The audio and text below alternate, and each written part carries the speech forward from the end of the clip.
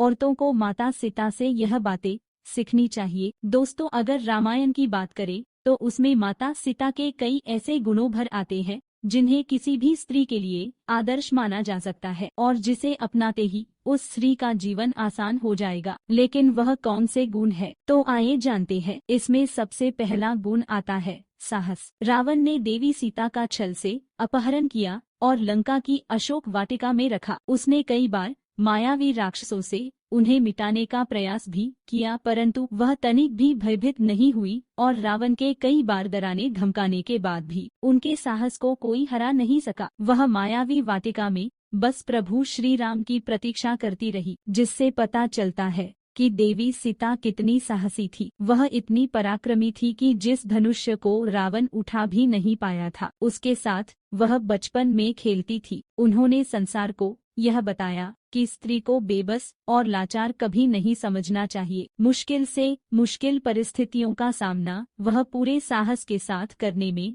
सक्षम होती है। दूसरा गुण है पतिव्रता की प्रतिमूर्ति। माता सीता की सबसे बड़ी खूबी थी पतिव्रता होना। वह चाहती तो आराम से अयोध्या में सुख पूर्वक अपना जीवन बिता सकती थी, लेकिन अपने पति के साथ वन में जाना उन्होंने स्वीकार किया। मेरे पति मुझे चाहे जिस हाल में रखेंगे मैं उन्हीं के साथ रहूंगी, और अयोध्या का ऐश्वर्य छोड़कर उन्होंने कांटों भरा सफर चुना। वह अपने पति से बहुत स्नेह करती थी। आज पति पत्नी के संबंधों में दरार आना आम बात होती जा रही है। ऐसे में माता सीता स्त्री के लिए एक बड़ा उदाहरण बन सकती है। माता सीता का तीसरा गुण है त्याग। दोस्तों, देवी सीता का संपूर्ण जीवन त्याग की महागाथा है। देवी सीता का बचपन बहुत लाड प्यार से बीता था। उनको धन वैभव की कभी कोई कमी नहीं रही थी, लेकिन प्रभु श्री राम से विवाह के बाद माता कैकेयी और राजा दशरथ के कहने पर 14 वर्ष का वनवास में भी माता ने उनके साथ जाने का निश्चय किया और अयोध्या के राज पाठ का सब त्याग कर दिया। इससे पता चलता है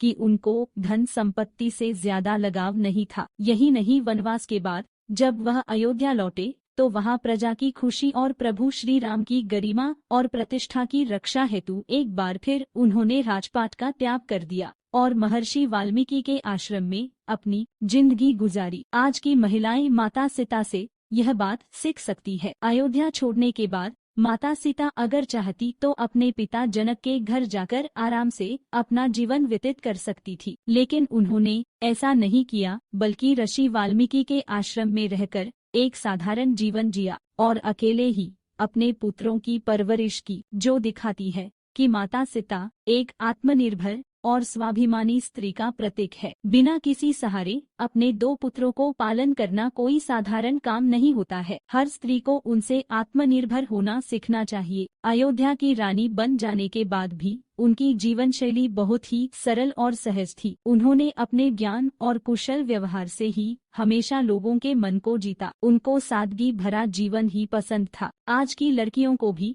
देवी सीता की शादी को अपने जीवन में उतारना चाहिए, क्योंकि असली सुंदरता तो इसी में होती है। आपको यह जानकारी कैसी लगी हमें नीचे कमेंट में जरूर बताएं।